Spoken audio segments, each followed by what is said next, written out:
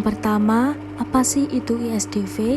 ISDV adalah Indische Sosiaal Democratische Vereniging yang didirikan oleh seorang sosialis Belanda yang bernama Hendrik Snevely pada tahun 1914 di Semarang sebagai perkumpulan Marxis.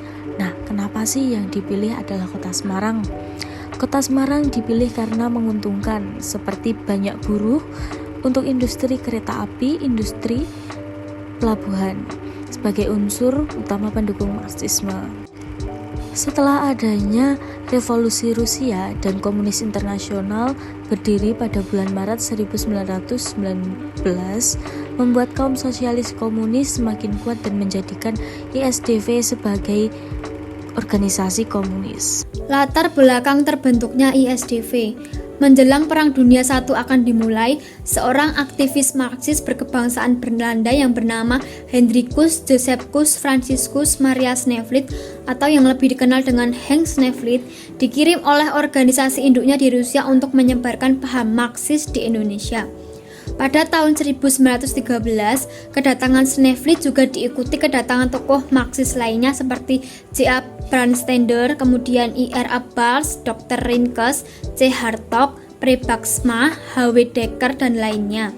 Snevely menganggap bahwa sangat menguntungkan apabila usaha penyebaran paham Marxis dilakukan di Indonesia, dikarenakan adanya pertentangan kelas antara para penjajah Belanda dengan bangsa yang dijajah atau Indonesia, serta timbulnya pertentangan antara tuan-tuan kebun atau pemilik modal dengan para pekerjanya atau buruh yang terjadi di Indonesia.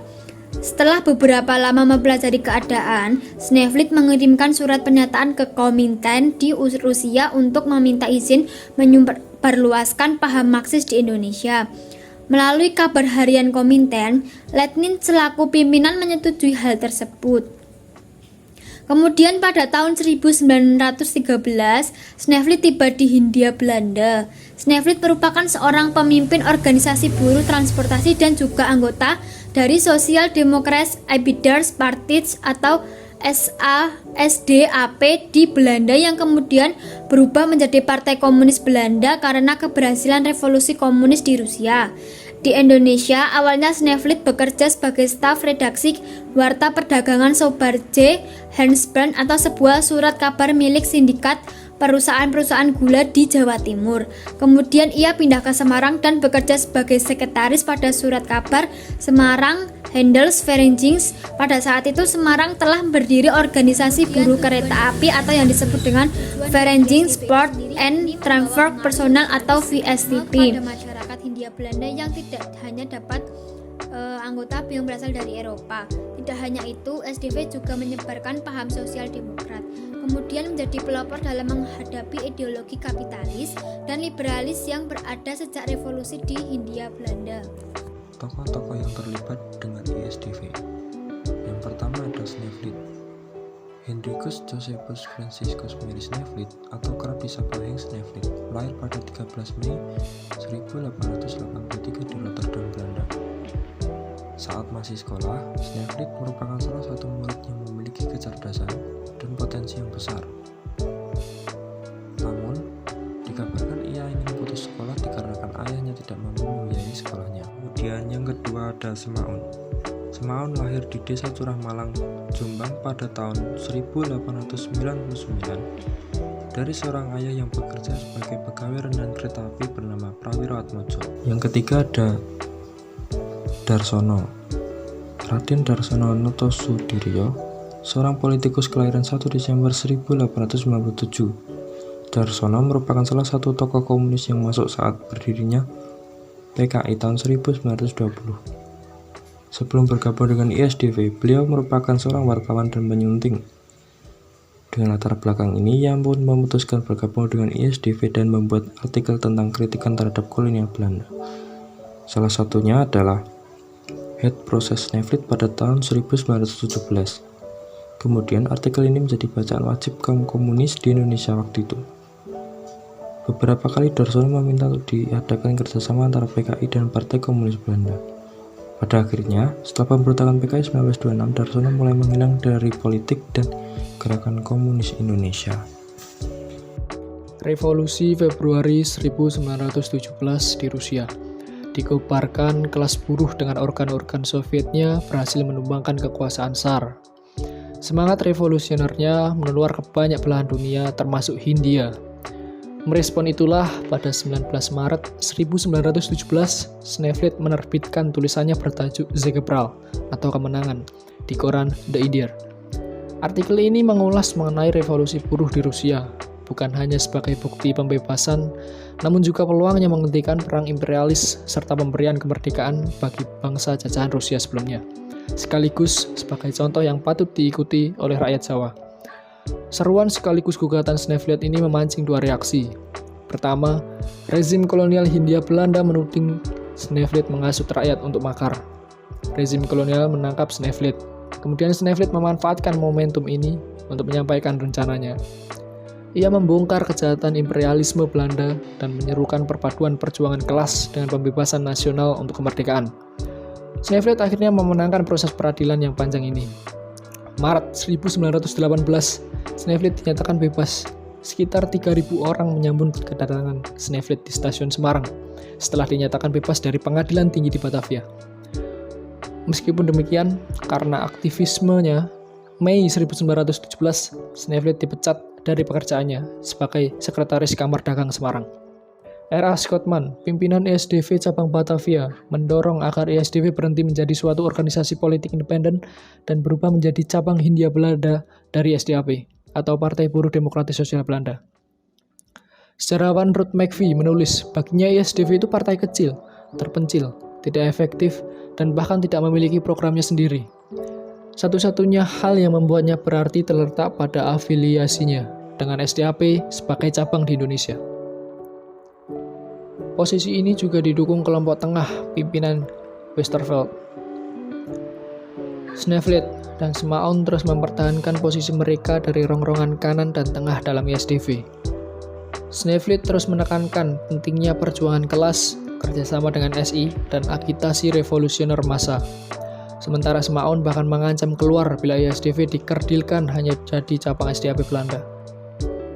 Tingginya gelombang revolusioner pasca Perang Dunia Pertama yang tidak hanya melanda Eropa tapi juga mempengaruhi wilayah Hindia akhirnya meletuskan pergolakan sosial. Pergolakan melanda di kalangan para prajurit dan pelaut Hindia. Rendahnya hajat hidup prajurit dan pelaut yang kontras dengan mapannya pejabat sipil Eropa di Hindia menjadi ladang subur bagi propaganda sosialistis ISDV mengenai konflik kelas. Garda-garda merah lalu bermunculan dengan keanggotaan mencapai 3.000 orang. Akhir tahun 1917, para prajurit dan pelaut memberontak di pangkalan laut Surabaya dan mendirikan dewan-dewan matros dan marin yang formatnya seperti Soviet. Selain itu, ISDV juga mendorong maju persatuan buruh. Pada Desember 1919 berdirilah Persatuan Pergerakan Kaum Buruh atau PPKB. Tidak hanya itu, ISDV juga berhasil mendorong organisasi-organisasi pergerakan di Hindia semakin maju. Kerjasama dan pengaruhnya terhadap cabang-cabang SI serta pemimpin kerajaatannya membuat Kongres 3 SI mengarah ke posisi semakin progresif dan revolusioner. Dalam kongres yang berlangsung pada tanggal 29 September sampai 8 Oktober 1918 di Surabaya ini, imperialisme yang haram dikecam sengit. Selain itu, diusung pula tuntutan-tuntutan seperti penurunan pajak, penghapusan kerja paksa, penyempurnaan pengajaran, dan sebagainya. Dahulu, pada 1908, namun menilainya menjadi organisasi elitis pria yang hanya mengurusi pendidikan dan membatasi keanggotaannya berdasarkan suku saja. Lain halnya dengan Indische Partij, berdiri dengan mengembangkan sikap jauh lebih berani dan maju. Indische Partij secara nyata menentang kekuasaan Belanda dan menuntut kemerdekaan atas Hindia. Organisasi ini diisi kaum intelektual radikal, nasionalis kiri, dan borjuis demokratis anti-imperialis. Dalam Kongres Komintern II, Sneflit mengemukakan pentingnya gerakan revolusioner di Hindia Belanda berjuang bersama dengan SI. Syarikat Islam memiliki karakter kelas. Kita dapat menghargai tugas gerakan revolusioner sosialis untuk membangun ikatan kuat dengan organisasi massa syarikat Islam. Inilah kejelian yang dilakukan oleh ISDV memetakan organisasi dan pergerakan rakyat di Hindia. Justru sebaliknya, tindakan memecah belah SI sebenarnya diakibatkan oleh kelompok SI putih yang mendominasi sentral Sarekat Islam. Agus Salim, Cokro Aminoto, dan Abdul Muiz melarang keanggotaan ganda dengan dalih disiplin organisasi. Alih-alih keluar dari PKI, banyak cabang dan anggota SI justru memilih keluar dari SI dan mendirikan Sarekat Rakyat. Imbas yang dikeluarkan atau keluar dari SI bukan hanya pada anggota PKI, namun juga anggota organisasi lainnya, termasuk Muhammadiyah. ISDV kemudian mendirikan Koran Suara Rakyat. Keanggotaan ISDV berkembang dari mayoritas Belanda menjadi didominasi rakyat Hindia. Tahun 1919, keanggotaan ISDV mencapai 400 orang, 375 orang Hindia, dan 25 orang Belanda. Diusirnya, banyak anggota Eropa ISDV dari Hindia oleh rezim kolonial tidak mengakibatkan mandeknya organisasi. Sebaliknya, ISDV berhasil memperbanyak kader bumi putranya. Kemunduran ISDV. ISDV pernah mengatakan bahwa melawan Belanda harus ada dukungan dari kaum sosialis, karena hanya ini cara menghadapi kaum kapitalis. Di sisi lain, pemimpin kelas menengah insulin secara naluriah menolak dengan keras pikiran itu. Di dalam kubu ISDV sendiri mengalami perpecahan. Aliran reformis memutuskan pergi dari ISDV pada 1916 dan mendirikan Partai Sosial Demokrat Indonesia.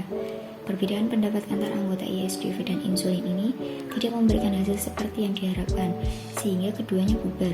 Kemudian ISDV bergabung dengan Sarekat Islam, yaitu organisasi terbesar di Jawa saat itu yang beranggotakan orang-orang Islam.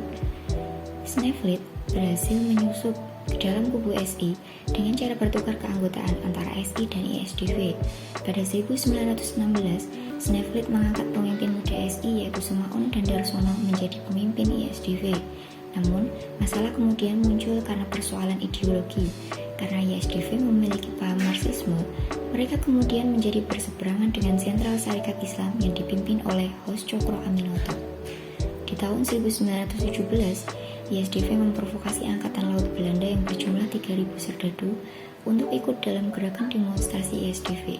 Krisis ini segera mereda setelah Gubernur Jenderal Hindia Belanda yang menjabat, Van Limburg-Stirum, bereaksi dengan menjanjikan perubahan yang luas. Setelah semua kembali normal, pemerintah kolonial mulai mengambil tindakan keras terhadap ISDV. Anggota militer Angkatan Laut dihukum berat, sementara Sneflit diusir dari Hindia Belanda, sedangkan Darsono dan Semaun ditangkap. Pada fase inilah membuat ISDV masuk pada masa depresi. Pada perkembangannya, pada 23 Mei 1920, ISDV mengubah namanya menjadi Perserikatan Komunis Indonesia Hindia. Sedangkan pada Desember 1920, diubah lagi namanya menjadi Partai Komunis Indonesia. Saat itu, Semaun kemudian didaulat menjadi ketua, Darsono sebagai wakil, Bergsma sebagai sekretaris, dan Sugono sebagai anggota pengurus. Dengan demikian, otomatis ISDV resmi sudah tidak ada, atau bisa dikatakan juga memasuki fase berikutnya sebagai PKI.